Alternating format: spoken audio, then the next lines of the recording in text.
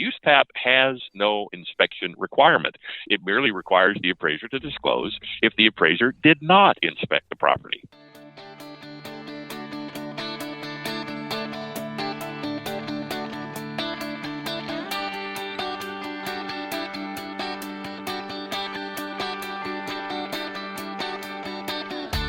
Originating from deep inside the Rocky Mountains, transported through the power of the internet, and arriving inside your tiny earbuds. It's the Appraiser Coach Podcast, helping appraisers increase their efficiency, quality, and make more money. Here's the guy who makes it his life's mission to create value for real estate appraisers nationwide. Your host and the Appraiser Coach, Dustin Harris. And welcome back to the program, everybody. Dustin Harris hanging out in the podcast chair. Once again, we've got another Dear Uspap Instructor episode for you. I want to pause here first and remind you that we are sponsored by three awesome companies, one of them being DataMaster, saving appraisers 30 to 60 minutes per appraisal report. Check them out. Go to datamasterusa.com. I'm going to give that to you one more time. It's datamasterusa.com. Alamode, of course, saving tons of time because they have the most efficient and effective form-filling software out there for appraisers. You can check them out by going to alamode.com or pick up the phone and dial 800-ALAMODE. That's ALAMODE. Finally, we're sponsored by OREP Insurance. OREP is the E&O that I use, and they're the best, folks. I can't tell you how quick they renewed me this year. I'm going to tell you that story in just a couple of minutes. But first, I want to bring on a good friend of mine, the host of the podcast, The Appraisers Advocate, also the appraisersadvocate.com. He is a USPAP instructor, smart guy, and good guy. Mr. Tim Andersen, welcome back to the program. Dustin, thank you. How are you, and especially your family? I appreciate you asking, my friend. We're very, very good. As you know, we're down to 2 kids left in the house. The other 2 have flown the coop. It is an interesting ride to have 2 teenagers around the house. Wait till you get to have the grandchildren over. Can't wait. That's exciting. I'm you sure have a it few is. years left on that, though. A few. Well, welcome back to the program. Tim, of course, is a USPAP instructor, USPAP expert, and we on occasion get questions into the program that I think are a little above my pay grade. So I reach out to Tim, and he is so generous in his time, receives absolutely no stipend for the time that he spends here on the podcast with us. And Tim, I just can't tell you how much I appreciate your time and your expertise. Oh, Dustin, thank you. It's an honor to work with you and my fellow appraisers. Thank you. Well, thank you. So we're going to go right to the questions. The purpose of this series, of course, is if you have a question that has specific connotations regarding USPAP and you're wanting an expert answer on this, typically the way this happens is people will email or maybe Facebook message me or Tim, and we usually answer the questions right away. We don't leave people hanging for the most part, but then we hold on to those questions, and I never share the full name of the individual that asks, usually just a first name, and we try to answer them for the broader audience. And so that's what we're going to do today. We're going to handle one question, go to a quick break, and then we'll come back for a second. Very relatable, very similar to the first question on the flip side of the sponsorship. All right, Tim, you ready? I am ready, Dustin. Okay. Fire away. You were born ready. Okay, so this question, I'm just going to paraphrase because it's a very long, very drawn-out question, so I'm just going to summarize it. This came in from Scott, and Scott basically said, hey, Dustin, I've been listening to your podcast for a while. I was on a Facebook forum, and this would be specific to appraisers. I'm not going to share the name of the group, but a controversial topic came up with regarding to measuring a property. So we're specifically talking about the inspection. In this case, it was an inspection for a divorce, and 2 appraisers showed up there at the same time. One of them measured, one of them did not, and he basically had posted, or someone had posted that information online, and everybody got in there and just kind of ripped the second appraiser apart because he or she, as the case may be, did not measure. And the question, of course, on the table is, according to USPAP, what is the measuring requirement when it comes to residential appraisals? Okay, there isn't one. What's the next question? Come on, Tim, we got to do a whole show here. I just had to do that, Dustin. I'm sorry. Dustin, the USPAP has no measurement standard. Basically, the closest it comes to it is Standard 2-3, where it says that every statement of fact the appraiser makes in the appraisal report is both true and correct. Since the size of the property, the square footage of the property, is a statement of fact, it must therefore be true and correct. Now, is the appraiser going to measure it by ANSI standards? Is the appraiser going to measure it by architectural standards? Is the appraiser going to measure it by engineering standards? Is the appraiser going to measure it by gosh and by golly? That's up to the appraiser. appraiser. That's scope of work. But whatever it is, let's just go with ANSI standards because they're common. That means that the appraiser must know and understand ANSI standards, and then must not guess at the hard-to-get-to places because ANSI doesn't allow guessing. The appraiser must measure it. And the appraiser must understand that in upstairs rooms, the ceiling has got to be at least 7 feet high. And then you measure the square footage only from the where the inside roof is 5 feet or higher, which means that in heavily pitched ceilings, a lot of the room does not count as living area if the ceiling clearance is less than 5 feet at that point. So since the appraiser must report what is true and correct, then the appraiser must know whatever set of standards he or she is going to use, and then that must be accurate in the sense of true and correct. For the second appraiser not to have measured the property, but to depend on, say, county measurements is perfectly acceptable, although probably professionally quite dangerous, because if the appraiser says it's 2,000 square feet, but in reality a true and correct measurement showed it to be 2,250 square feet, then that second appraiser may have some serious explaining to do to the state appraisal board. So if an appraiser, and I'm just going to throw another wrench in this question, if an appraiser chooses to use county records, but in the report makes it very clear that he or she used county sources and relied upon those and went so far as to say, I'm making an extraordinary assumption that those are correct, even though that appraiser was on site and chose not to inspect or rather measure the property and simply relied upon those county standards, does that help the liability in the fact that they quoted a source and made an assumption? Dustin, there is a court case out there by the name of Sage v. Blagg. Blagg, if you want to check it out. And this lawsuit came about because the appraiser, Sage, went to the property, measured it, and apparently got the measurements wrong, although the suit itself was not over the size of the property, but over the appraiser's liability. And to whom is the appraiser liable? Well, the local court, the circuit court, said that whether Blagg was right or wrong was irrelevant. Blagg did not owe any liability, was not responsible in any way to Sage, the plaintiff. Sage appealed, and the appellate court said, au contraire, yes, Blagg is responsible to Sage. And again, while the measurement of the property was not the central part of the case, the court said that Blagg had the responsibility that Sage could depend on what he said in his appraisal. And apparently, the size was wrong. So while this is a gray area without question, there is at least one court out there that implied that the square footage the appraiser uses in the report had best be right, or probably better put, had best be accurate, although nobody has ever defined what accurate is when it comes to measuring real estate. Does it make a difference on the scope of work in the sense that in this particular question that's on the table here, that the appraiser was on site and chose not to measure it versus maybe a drive-by or a desktop appraisal?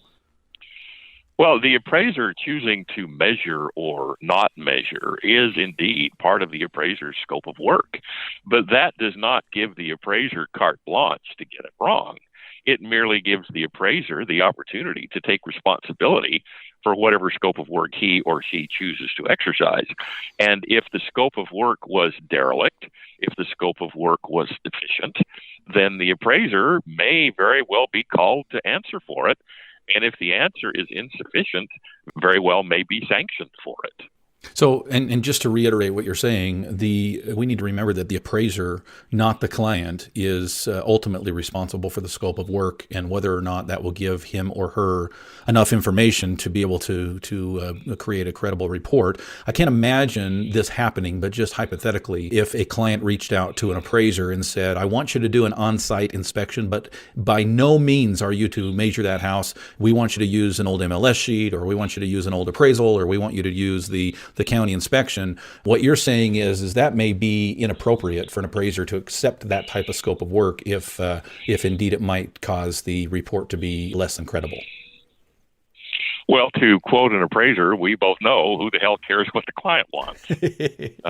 it's not up to the client to tell the appraiser how to appraise. It's up to the appraiser to appraise, not the client. Yeah. And the client says, well, I don't want you to measure the property, but use this old MLS sheet. Well, okay, the appraiser can say okay, but then the appraiser is going to be held responsible for that decision if that decision is wrong. And well, clearly, we're looking at totally a hypothetical situation with no facts to back it up. Based on that scenario alone, I would say that scope of work is sufficient. Mm-hmm. I love it. We're talking with the appraiser's advocate, Mr. Tim Andersen, who's on the line from Florida. Appreciate him joining. We're going to get back with another question regarding scope of work here in just a couple of minutes. But first, I want to share with you a recent experience. I kid you not, this is no exaggeration, folks. About a week ago, I reached out to OREP and I said, listen, my E&O does not expire till the end of May, but I happen to know that a lot of my clients, AMCs in particular, will stop using an appraiser 30, sometimes 60 days, believe it or not, before your E&O expires. I don't know. I don't understand that, but they do. We stopped getting orders for some reason. I said, I want to get a jump on this, and I want to get this done quickly. And I reached out literally that day. Julie got back with me. I think it was the next day, maybe a day after. I had quotes. I was able to have the paperwork, agree to those, and sign it. Folks, let's just put it this way. Within 5 business days, I had renewed my E&O. By the way, I kid you not, it's about $50 cheaper than it was last year. Absolutely an amazing company. You cannot go wrong. OREP Insurance is where it's at. You can find them at orep.org, OREP.org. You are sponsored, of course, by A La Mode Software. A La Mode is the software that I continue to use because it gives me the most bang for my buck. There's no other way to put it, folks. It is a great software for appraisal form filling and will allow you to be able to do more with less. It's got tools galore, and if you're using any other software, you ought to check it out. alamode.com is where you find out more, or pick up the phone, call them at 800-ALA-MODE. Finally, we're sponsored by DataMaster. Speaking of saving time, how would you like to save about 45 minutes per report? Now, I don't know how many reports you're doing. I think on average, most appraisers do between 30 and 40 a month. If you're just strictly residential, at least that seems to be anecdotally what I find. Do the math on that, folks. If you're looking at that from a truly mathematical equation, you're saving time, you're saving money with DataMaster because it saves you time and money. Check them out by going to datamasterusa.com. One more time, it's datamasterusa.com.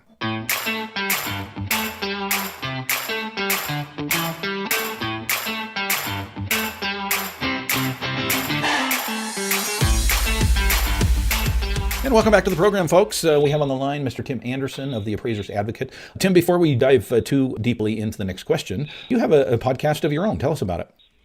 Oh, Dustin, yeah, it's not quite as far-ranging or spontaneous as yours, but about twice a month I put up a podcast on my website. Well, yours is spontaneous. Mine is fairly tightly scripted. It goes up on the website. I try to think of snarky and snappy names for it, although the name of my last podcast was I couldn't think of a snappy name for this podcast. But yeah, it's something that I enjoy very much. And to me, I do it, well, because I'm a frustrated DJ, but I do it because I want to help my fellow appraisers. And that is what I don't appraise anymore. So what I do now is help my fellow appraisers. Awesome. Well, it's not just in the podcast realm, but you're also helping appraisers in the realm of individuals that might find themselves up against the state board, for example, or I know you've got a lot of templates out there that can help people avoid the state board. And I know that was recently posted on Facebook, not by yourself, but by someone else. And a lot of people said, boy, I didn't even know these existed. What are we talking about when it comes to templates? Well, let me give a shout out to Bill Cobb. Thank you, Bill, for posting that. Bill's also a podcaster. Dustin, the templates are quite simply answers to questions that a lot of appraisers have asked me, saying, well, have you got anything that will help me explain this? So over time, I put those together. And they're on my website, and they are available for purchase, and I hope they serve as a help. They are not available just as flat boilerplate. There's still some work that has to go into the appraisal before it's possible to use them. But using them will help you take what you've done so far in the appraisal and turn it into something that's easy to read and easy to understand. It is not just blind boilerplate like there already is in the software. It's a little bit more complex than that. But I hope it helps folks to explain reconciliation, to explain weighting, to explain highest and best use, etc. Awesome. I love it. And these things can be a huge, huge help for individuals who have a hard time connecting the dots between what maybe Fannie Mae needs, what USPAP requires, and what your state board might be looking at. So thank you for providing that great service, Tim, and I appreciate that you sharing that with our fellow appraisers. Okay. Second and final question. You ready? Yes, sir. Okay, this comes from a Mr. Cross who reached out to me via Facebook Messenger and wanted to know if we could talk a little bit about inspections of multifamily properties. And I think specifically he got out to do a multifamily, probably set it up with a property manager or the landlord and said, listen, I need to go see this fourplex and I need to see all the units and all the rooms and blah, blah, blah. Can you tell all of the tenants? And Tim, I've had this happen before. You get out there and it's like, okay, well, you can see all of them except this unit, or you can see all the rooms except this one, the tenant's in the bathroom, and he or she is going to be in the bathroom for many hours. So, you'll just have to trust me. It's like all the others, So when we run into a situation like that, let's talk scope of work. Let's talk, of course, you're on here specifically because you are a USPAP expert. And so what does USPAP say about seeing all of the rooms or all of the units? Absolutely nothing. This is so easy today. I'm sorry, Dustin. I just have so much fun doing that. I know. Dustin, look at it this way. The next time you're in Las Vegas, walk down to the Bellagio Hotel, enjoy the fountains, maybe go inside and have a wonderful meal at one of the restaurants, and then say to yourself, if I was going to appraise this hotel, would I want to stick my nose in absolutely every room in this hotel? No, because you don't have time. All right. So what you would do is you'd say, look, client, I looked at this room and that room, and I looked at a couple of suites, and I looked at a couple of penthouses, and I did a number of things, but no, I didn't look at every room. So therefore, my value opinion is subject to the extraordinary assumption that there is nothing funky in any of the rooms, and they're all operable, and they can be rented, and blah, blah, blah, blah, blah, blah. Well, it's the same thing with looking at a multifamily property. Okay, you can't get in. Somebody's sleeping because they work nights. A unit is under construction and you don't want to smell the paint fumes. Okay. So what you do is you make your value conclusion subject to the extraordinary assumption that the unit is in the same condition as the units you saw. That's not a problem. Now, if the client has a problem with that, then that's a client problem. That's not a USPAP problem. And then the client says, well, you've got to go back and look at the other rooms. No, you don't. Your scope of work was the 4 units. I looked at 3 of them, and I couldn't look at the 4th one because the guy's a firefighter and he works nights and he sleeps days. Okay. And if the client says, well, you got to get in there and take a picture of it because we got to know that it's not being used to, grow dope or whatever. Well, then your response is, okay, I'll do that, or stick it. I mean, at that point, it becomes, and correct me if I'm wrong, Tim, at that point, it becomes a business decision, not a USPAP decision. Yes, right? That's exactly what it becomes. Yeah. And maybe you want to get a new client, frankly. Yeah, well, and I want to talk about that because I know that the listeners are saying, well, yeah, Dustin, okay, I get it. And Tim, sure, I understand what you're saying. USPAP doesn't require that an appraiser sees every room, but let's talk reality here. When I go back to the client and say, okay, I saw all but one room and I'm making an extraordinary assumption, blah, blah, blah, blah, blah. I mean, they all know what's going to happen. What's going to happen is the client is going to say, no, you need to see every single room. And at that point, you say, well, stick it, screw you. Well, guess what? That's the last assignment you're going to get from that client. And that may be a blessing. I love it. Yeah, exactly true. Yeah, you're right. I mean, the client may not like it, but then, of course, when you can't get in, you're going to call the client and say, hey, client, I couldn't get in. Right. And so the value opinion is going to come back with an extraordinary assumption that everything looked okay. And the client's going to say, oh, well, no, you've got to get in. Okay, at that point, you got a business decision to make. Do you try to make another appointment? Do you say, okay, client, I'll go back, but to do that, I'm going to charge you another insert large number here or whatever? That's a business decision. At that point, that's not a USPAP decision because USPAP has no inspection requirement. Fannie Mae does, Freddie Mac does, HUD does, VA does. But USPAP has no inspection requirement. It merely requires the appraiser to disclose if the appraiser did not inspect the property. I love it, man. And this gets to the bigger question of scope of work, which we talked about before the sponsorship. And that was the appraiser. The one thing that USPAP does refer to, as you talked about earlier, in fact, you quoted chapter and verse, is the appraiser is in charge of the scope of work, not the client. On the other hand, we often do client requirements. For example, the Fannie Mae Selling Guide and the, as you mentioned, FHA requirements and VA requirements. These are things that we're choosing to do as a business decision, but not necessarily as a USPAP decision, right? Right. If the client says, okay, Dustin, you will look in all 4 units, the attic, the basement, and you'll rip drywall off the wall to look for termites and at the insulation. If you agree to it, then yes, you have contractually obligated yourself to do so, and to agree to it yet not do so is misleading. Whereas if you get back with them and say, no, I'm not going to do that, then they say, oh, okay, whatever. We put that in all the letters, and okay, you don't want to do it. Okay, fine, don't do it. Well, then you're home free. But then that is a function of you and your client and your contract. It's not a function of USPAP. Love it, my friend. Tim Andersen, the Appraiser's Advocate. How do they find you? How do they find your podcast? Dustin, you go to the appraisersAdvocate.com/podcasts. That's easy. And it's very easy. And as I say, I put up about 2 a month, and I've got 2 in the can, and I'm working on some more. Just been, as I explained to you before we got on the air, it's been a little busy of late. So, but yeah, I get about 2 podcasts up a month. I love it, and always enjoyable, short and sweet, great information. The Appraiser's Advocate. You can find it on your Android phone, Stitcher Radio, Apple iTunes rather, and of course right on the website, theappraisersadvocate.com. Tim Andersen, thank you for joining us again, and we will catch you next time, my friend. Dustin, thank you. It's always an honor, and again, my best to your family. You've been listening to the Appraiser Coach podcast with Dustin Harris. If you like what you hear, please give us a 5-star rating and post a short review on iTunes. For more in-depth insider information on how you can make more money as a real estate appraiser, visit theappraisercoach.com and sign up for the All-Star team today. Thanks for joining us. And now, get out there and create some value.